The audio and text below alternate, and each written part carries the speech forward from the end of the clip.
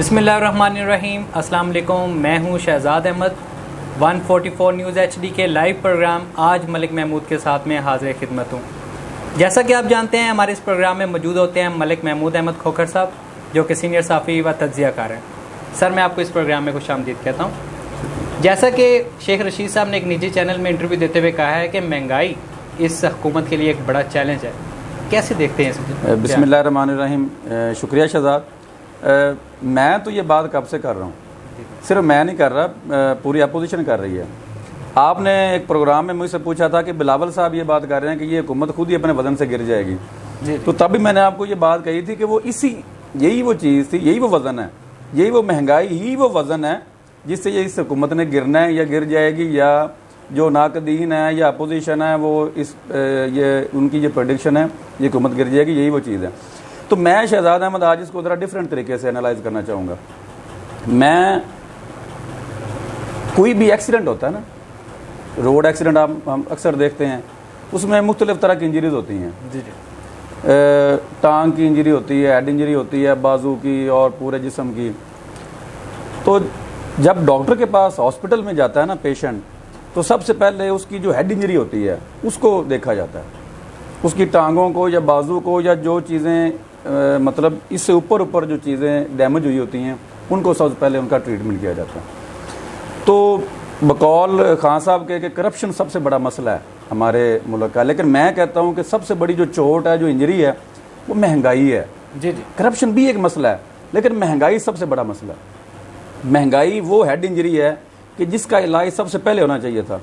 हुआ ये कि जब गवर्नमेंट आई PTI की, लोगों ने वोट दिया, हुकूमत आई, लोग तब्दीली चाहते थे, लोग ये डिमांड इसको सेकंड या थर्ड ऑप्शन के तौर पे आप रख लें, करप्शन को और अपोजिशन के खिलाफ कार्रवाइयाँ या एहतसाब, ये चीज़ें ठीक है, डिमांड होगी, लेकिन सबसे पहले जो नारा खान साहब ने लगाया था तब्दीली का, हाई बेंच मार के क्रिएट किया था कि तब्दीली आएगी, तो लोग ये एक्सपेक्ट कर रहे थे कि अब तब्दीली आएगी, चीज़ें सस्ती होंगी, महंगाई ख़त्म होगी, बेरोज़गारी ख़त्म होगी, लोगों को रोज़गार मैसर होगा, लोगों को घर मैसर होगा जिनके पास घर नहीं है।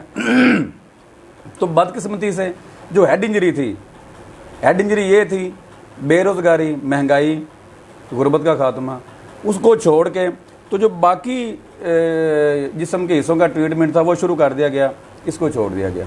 अब हुआ ये कि जब हेड इंजरी को आपने छोड़ दिया, जो मेजर इंजरी थी उसको आपने इग्नोर कर दिया और पूरी बॉडी का आपने शुरू कर दिया ऑपरेशन, टांगों का, बाजुओं का, लेकिन वो जो इंजरी थी वो अपनी जगह पे वहीं पे रही और वो ज़ख्म इतना ख़राब हो गया कि आज अवाम आपके ख़िलाफ़ हो गई है। बिल्कुल, जो अवाम आपको लेके आई थी वो आज आपके ख़िलाफ़ हो गई है।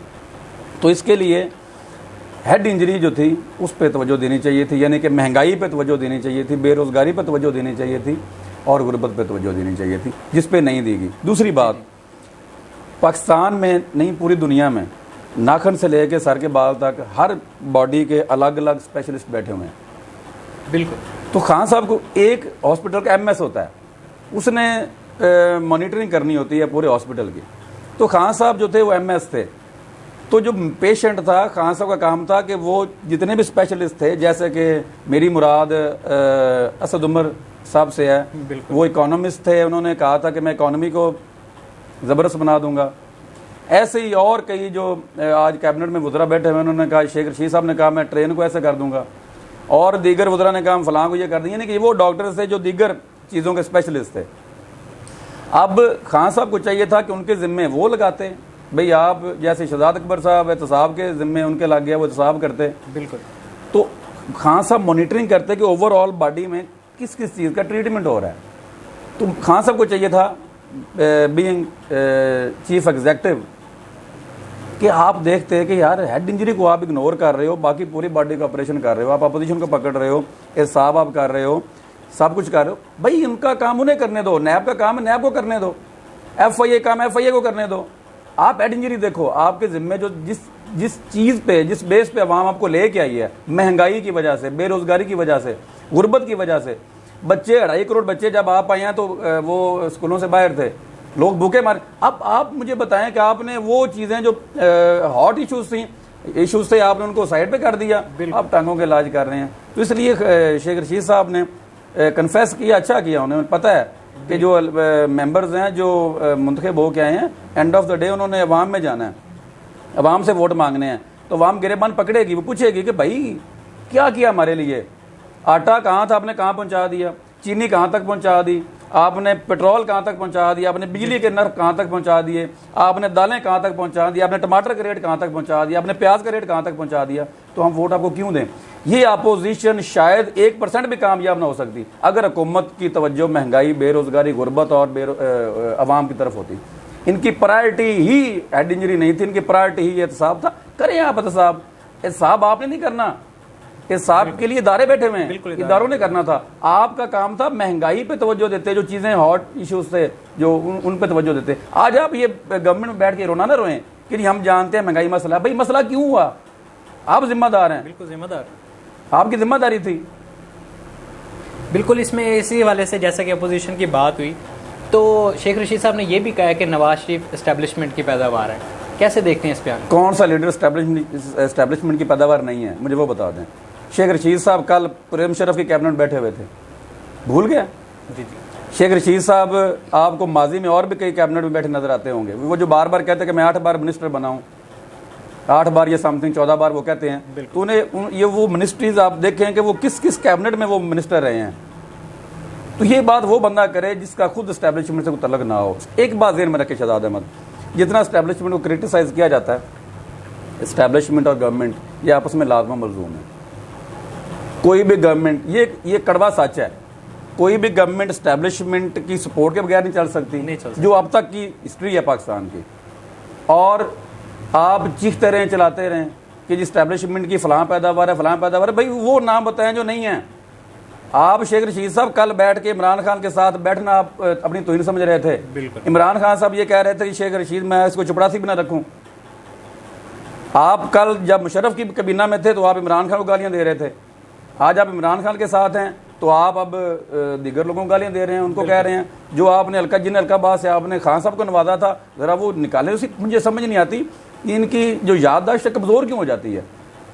मैं तो सिर्फ एक बात चाहता हूँ कि आपको अवाम ने भेजा है, एक नॉर्मल जो मेंबर है शहजाद अहमद, वो औसतन जो एवरेज है, अगर मैं गलत नहीं हूँ तो वो 1 लाख से 1.25 लाख वोट लेके पार्लियामेंट का मेंबर बनता है। बिल्कुल 342 मेंबर हैं, तो इसका मतलब ये है कि तकरीबन ये 5-6 करोड़ लोगों ने इनको वोट दिया होता है, और फिर एक फर्ज जो है वो एक पूरी फैमिली को रिप्रेजेंट कर रहा होता है। बिल्कुल। तो 22 करोड़ अवाम की आप नुमाइंदगी करते हो। जब आप अवाम आपको वोट दे के भेजती कि आप वहाँ पे हमारी बात करो, ये वहाँ पे बैठ के एस्टेब्लिशमेंट खेलते हैं।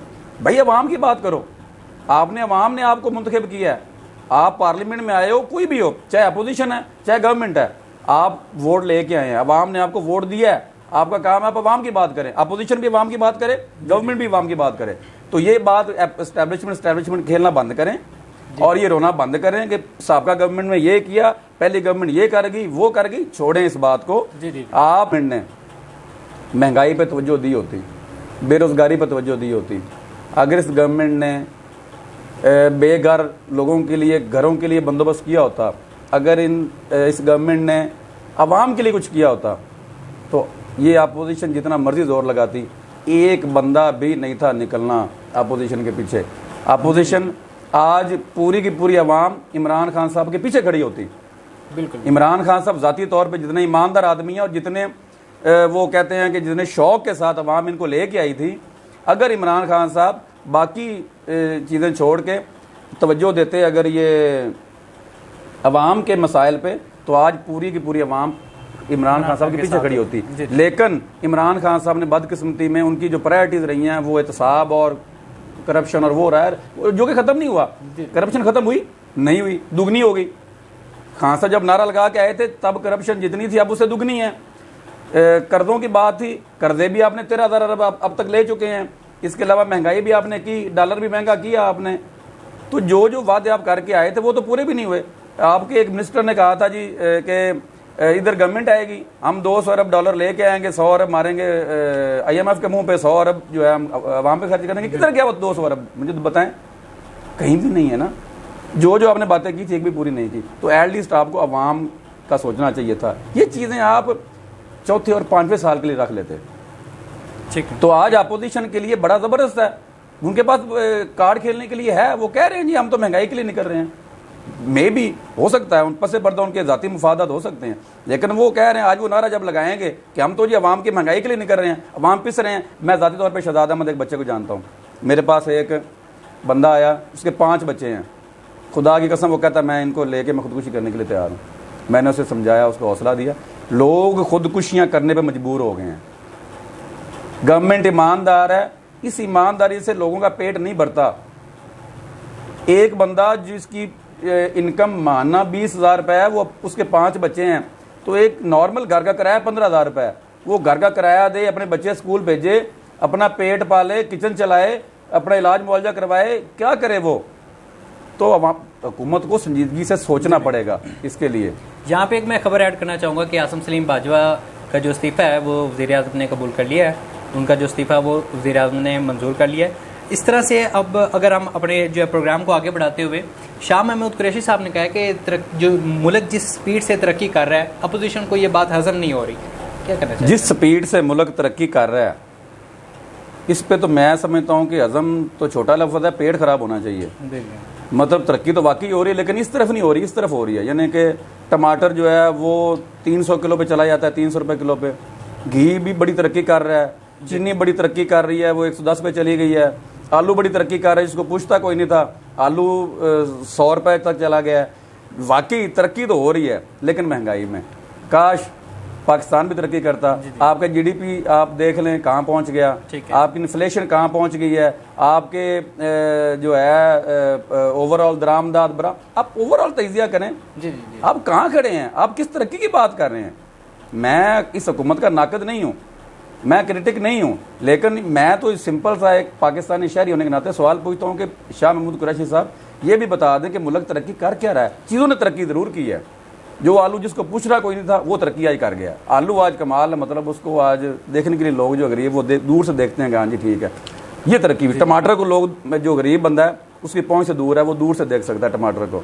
चीनी को दूर से लोग गरीब बंदा देख सकता है। ये तरक्की हुई है। चलें अगली खबर ऐड इसमें करता हूँ कि सुप्रीम कोर्ट का जो वज़ीर-ए-आज़म की वकला कन्वेंशन में जो उन्होंने शिरकत की है उसका खुद नोटिस ले लिया, क्या कहना चाहेंगे इस बारे में? इसमें ये कॉन्स्टिट्यूशनल क्वेश्चन है आपका।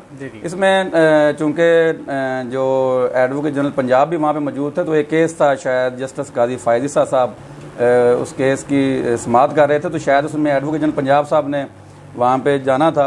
तो ये कोर्ट जाने के बजाय ये इन्होंने ये कन्वेंशन अटेंड किया, जिसको प्राइम मिनिस्टर ने एड्रेस किया, ये इंसाफ लॉयर्स फोरम का। और इसमें ये सरकारी बिल्डिंग है जहाँ पे ये हुआ है, कन्वेंशन हुआ है। तो आइन जो वो कहता है कि according the constitution of Pakistan, prime minister जो होता है वो पूरे पाकिस्तान का प्राइम मिनिस्टर होता है। वो किसी एक स्पेसिफिक किसी जमात या किसी भी ग्रुप या किसी भी तंजीम को वो इस तरह एड्रेस नहीं कर सकता, जिस तरह एक सरकार, वो भी एक सरकारी बिल्डिंग में। यहाँ पे मैं एक ब्रेकिंग न्यूज ऐड करना चाहूंगा कि मोटरवे ज्यादती केस का जो मरकजी मुलजम आबद जो है वो गिरफ्तार हो गया है। मरकजी मुलजम मोटरवे ज्यादती केस का आबद जो कि गिरफ्तार हो गया, मुलजम को फैसलाबाद से लाहौर मुंतकिल किया जा रहा है। फाइनली मैं मुबारकबाद पेश करता हूँ जिन्होंने भी ये कारनामा अंजाम दिया है, एजेंसीज ने दिया है या पंजाब पुलिस ने पकड़ा है, जिसने पकड़ा, तमाम को मैं मुबारकबाद पेश करना चाहूँगा। और साथ ये भी बिल्कुल और अल्लाह ताला आइंदा ऐसे वाक़यात से हर एक को महफूज रखे। बिल्कुल, ये ब्रेकिंग न्यूज़ ऐड की है हमने कि मोटरवे पुलिस जो सानिया हुआ था उसमें जो मरकजी मुलजम आबद है वो गिरफ्तार हो चुका है। इंतजामिया और नॉन बाई एसोसिएशन के जो मुज़ाकरात है कामयाब हो गए, कैसे देखते हैं आप उसको? कब तक? वक्त की जो है वो शॉर्टेज है। उन्होंने 20 अक्टूबर तक डेट दी है नॉन बाई एसोसिएशन के प्रेसिडेंट ने। उन्होंने कहा है कि अगर 20 अक्टूबर तक 860 रुपये थैले का रेट रहता है तो हम ठीक है जी, हम शेर पर रोटी रखेंगे। अगर ये इससे तजावज़ किया तो फिर हम भी पाबंद नहीं हैं इसके। तो ये कंडीशनल एक एग्रीमेंट है जिसमें ये 20 अक्टूबर तक है। तो उन्होंने कहा है कि आप 860 रुपये आटे का जो थैला है उसकी कीमत रखें, तो हम भी अपने इलाकाई न्यूज़ जो है इसमें मैं ऐड करना चाहूँगा हमारे तहसील रिपोर्टर अमजद बिडाल साहब की जानिब से कि जवाया बलोच के जो यूटिलिटी स्टोर है वहाँ पे चीनी और दूसरी दीगर अशिया ज़रूरियात का फुकदान है। उसके अलावा हवेली लखा से उनकी एक न्यूज़ ऐड की गई है जिसके मुताबिक रिक्शा स्टैंड और बस स्टैंड का फुकदान मुकम्मल इंतज़ामिया बिल्कुल इस बारे में कुछ नहीं कर रही। कोई ऐसे इंतजाम वहाँ पे नहीं है, बल्कि गरीब लोगों, रेडी बानों, रिक्शा वालों से 20-20 रुपये पर्चे के वसूल किया जा रहे हैं, जिस पे इंतज़ामिया को इस पे एक्शन लेने की ज़रूरत है। इसमें देखें गवर्नेंस का तो फुकदान हर जगह पे शहजाद अहमद। अब अकेला प्राइम मिनिस्टर क्या करे? मैं फ्रैंकली मुझे कभी कभी ना ज़ाती तौर पे ये मेरा ज़ाती तजज़िया है कि मुझे इमरान खान साहब पे कभी कभी मुझे तकलीफ़ भी होती है कि वो बहुत ही ईमानदार शख्सियत थे और एक अज़म लेके आए थे, लेकिन उनकी टीम अच्छी नहीं उन्हें मिली। अब ये जो काम है ये इमरान खान साहब के करने का नहीं है, ये इंतज़ामिया के करने का है। जी जी। आप नीचे से कोई भी एक काम गलत होगा तो बदनामी तो चीफ एग्जीक्यूटिव की ही होगी, बदनामी तो गवर्नमेंट की ही होगी, बदनामी तो सरबराह की ही होगी। जी जी जी। लेकिन जहाँ तक बात है इंतज़ामिया की, तो इंतज़ामिया को ख्याल करना चाहिए, वो अपना भी ख्याल करें, अवाम का भी ख्याल करें, गवर्नमेंट का भी ख्याल करें। क्यों इसमें वो सबको खराब करें? मैंने हमारे तहसीर रिपोर्टर अमजद लतीफ़ बिडाल की जो है वो ये न्यूज़ ऐड की अगली नशिस्त के लिए